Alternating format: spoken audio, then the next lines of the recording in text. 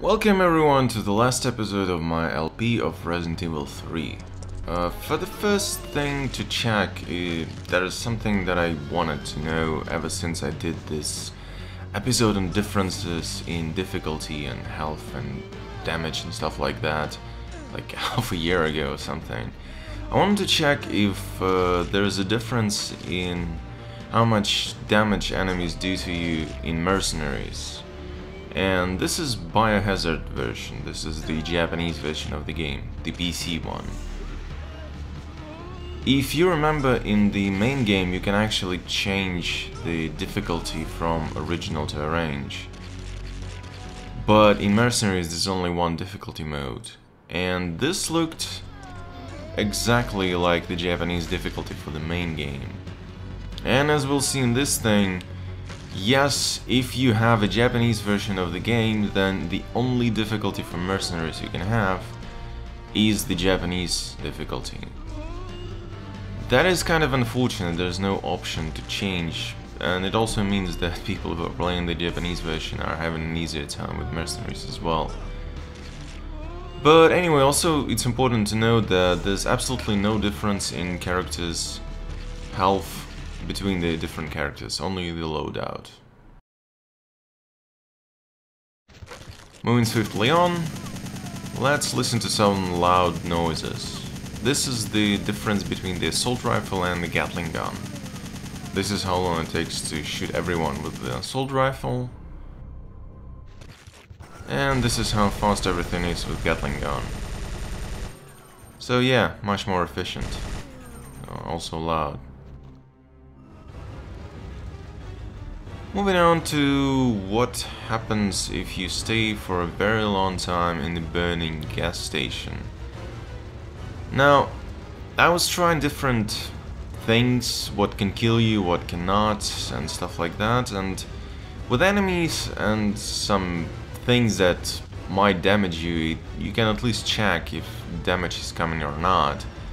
But with stuff like that, you can only wait and see if stuff happens. So let's reference Casey Green here a bit and wait for like 4 minutes. Actually 3, I think it was 3 minutes of nothing happening.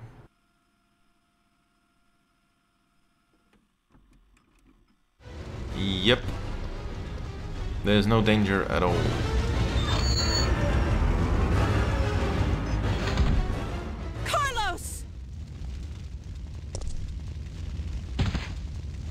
No!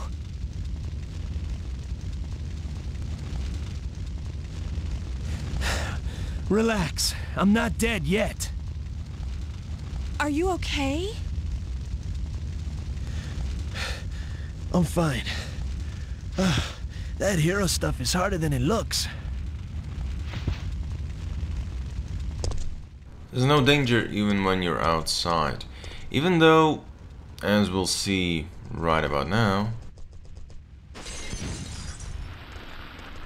something changes, but it changes depending on where you stand. There's basically like a script, a flag, when you step on a specific point in this location, but nothing changes apart from that until you trigger a huge cutscene, essentially. So you can stand here as long as you can. It will not explode until you actually, try to move and trigger the FMV.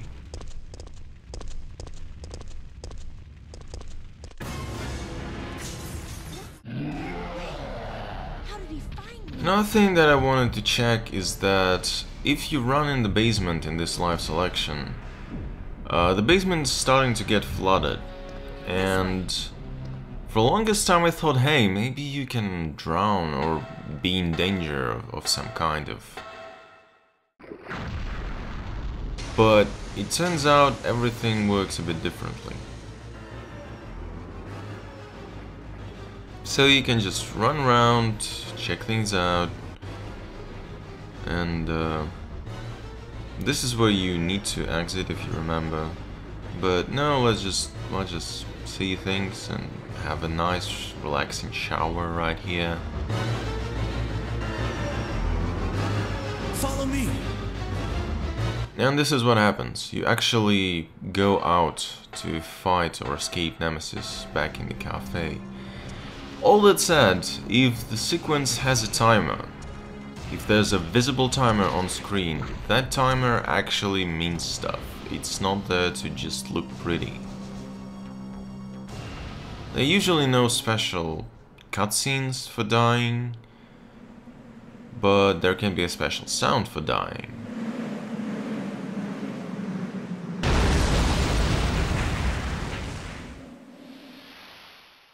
Also interesting to note is that the timer for the missile is actually counting down even as the cutscene happens.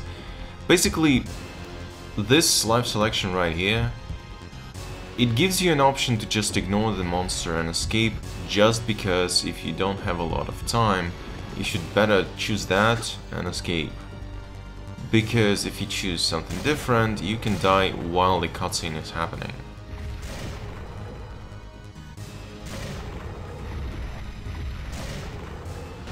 That was a really powerful magnum shot, it exploded the entire city.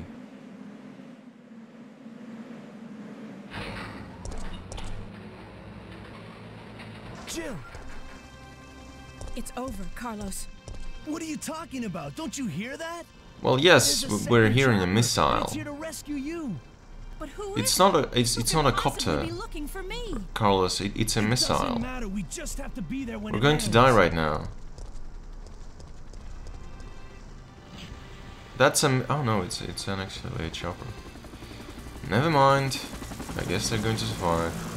So yeah, even if you wait to the last second and then trigger the cutscene, you actually survive. There's no difference.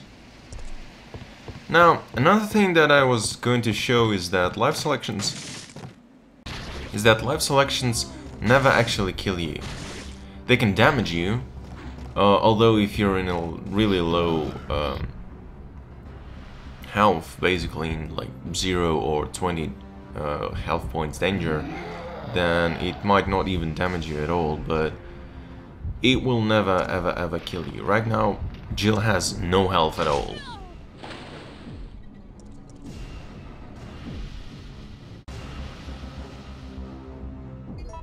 And here we go, we're still in danger. Same happens with these crates. It's another cutscene that, well, the life selection scene that actually damages you, and damages you pretty seriously if you do nothing. But it will never ever kill you.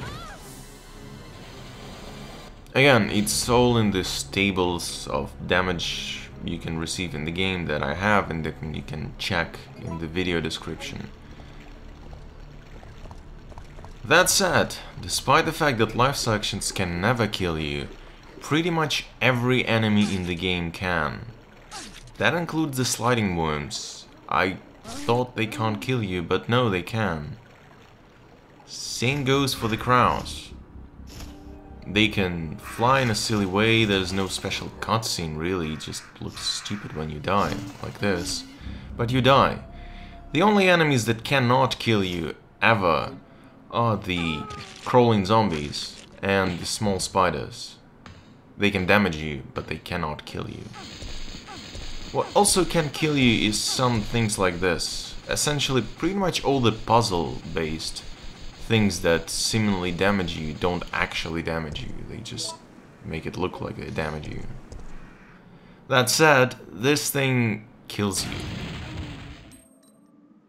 It deals an insane amount of damage. So does this railgun. It basically puts you in 0 health, instantly. So don't stand in front of it when the Nemesis is not dying. You can't stand in front of it if it's the first shot.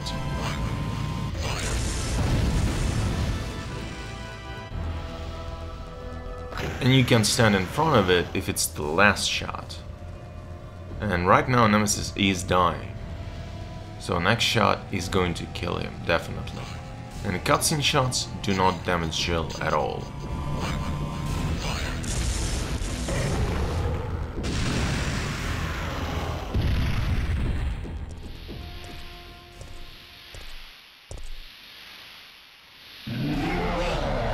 How did Now, another thing that I wanted to show were the two special death game over screens, let's put it that way. The you died screens that say you died despite the fact that you don't die, not the character you're playing as, but the other character dies. So let's just leave Carlos to handle Nemesis. Gotta be honest, he actually does a pretty good job. He's not good at dodging, but he's pretty good at dealing damage. To the point that, yeah, he actually downed him once. Sadly, it's not enough.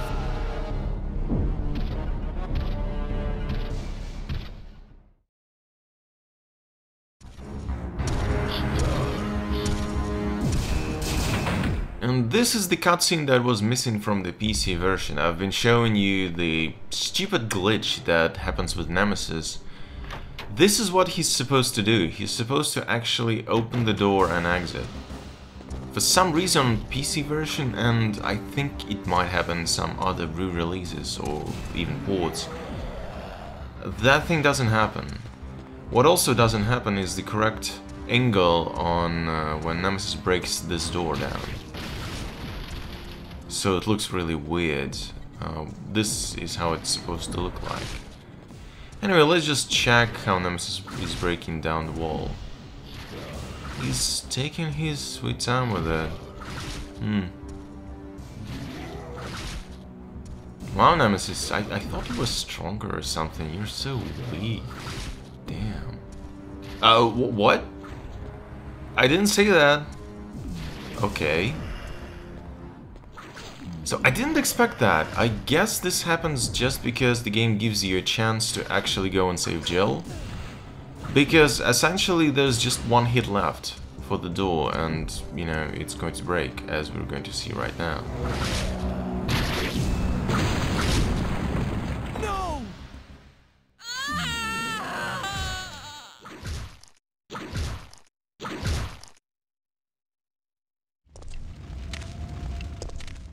Anyway, let's see some fatalities, but we start with showing something that classic Resident Evil have. Dogs don't actually aggro if you walk and don't shoot, unless you get too close. But anyway, dogs have a special fatality kill. If you've been playing Resident Evils before, you probably have seen it, because Resident Evil 1 they had this as well. Hunters Gamma have a special kill. If they do a special hit like this, they eat you right afterwards. They can miss, but if they hit you, it most likely gets you eaten. And there's no dead body when it says you died as well. And hunters, as usual, just do the good old decapitation. And it looks as gruesome as always.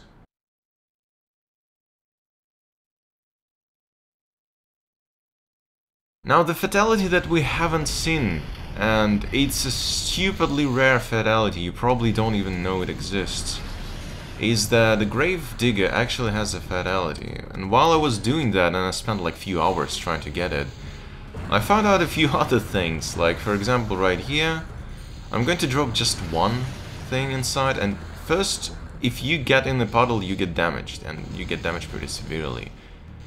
Even with just one lamppost in it. But another thing is that, as you can see, he actually gets damaged if he gets in the lamp, even with one lamppost in the puddle. But it doesn't kill him. It does do real damage to him though. However, this is what I was trying to get. Let's see different angles.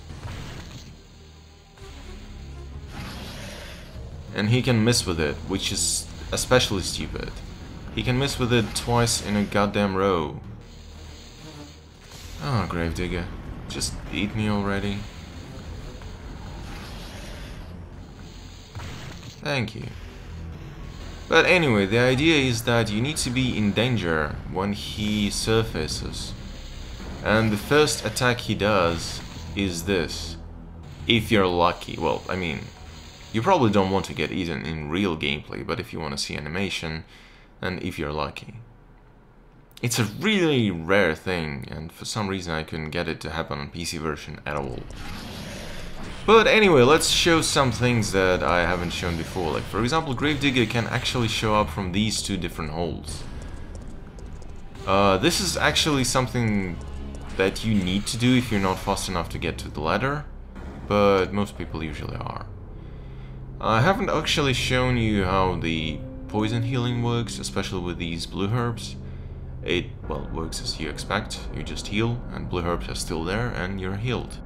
If you try to exit an elevator while hunters are nearby, that thing happens. And if you choose to fight with the monster, at the very last moment, a special dodge animation plays. And in here I was trying out different things with random system in the game, so I want to show hunters, or actually no, I want to show sliding ones, so I did this. I was playing on the emulator, so I'll just load a save state right now. So this is the save state before I enter the park again. I entered the park on the same save state, and hunters aren't here inside, instead of sliding worms.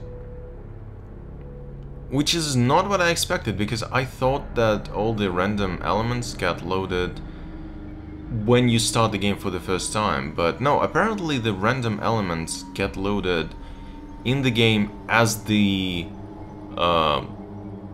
scene itself gets loaded, as the room gets loaded, essentially. So I tried to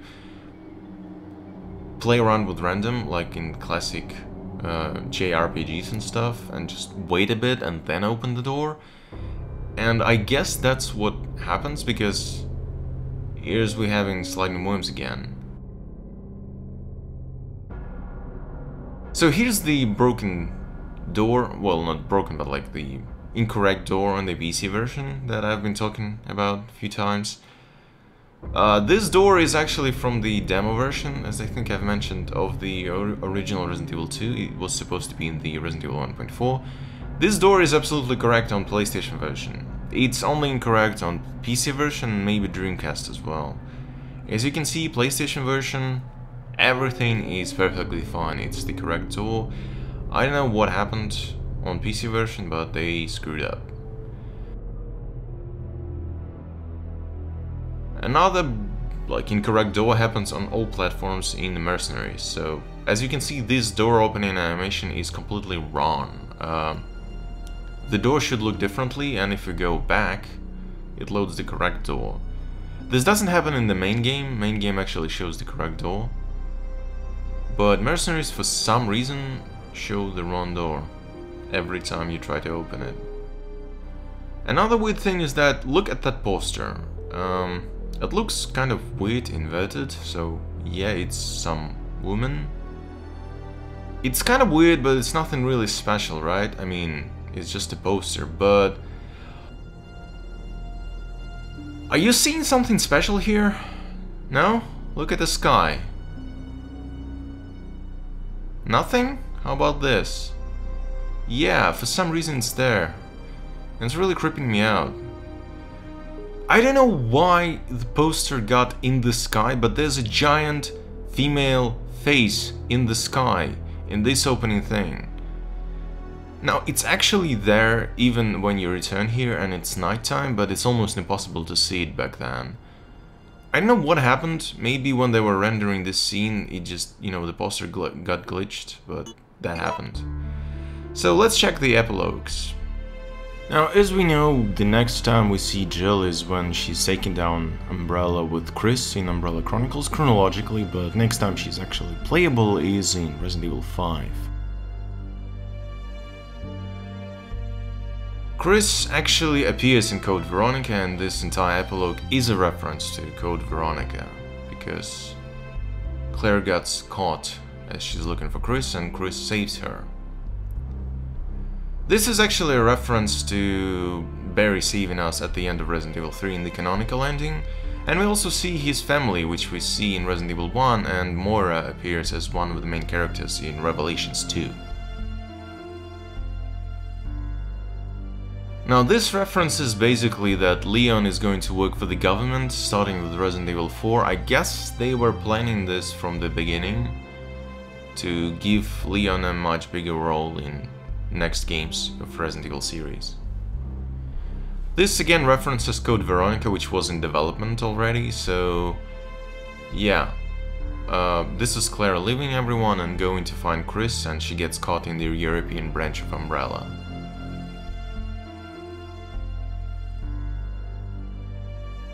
And this is about Sherry, who disappears from the series for a long time until reappearing as one of the main characters in Resident Evil 6. Apparently she was supposed to be a more important character originally, because of her G-Virus stuff, but nope. In here it's actually referencing that Ada 1 might not be her real name, or at least just an alias.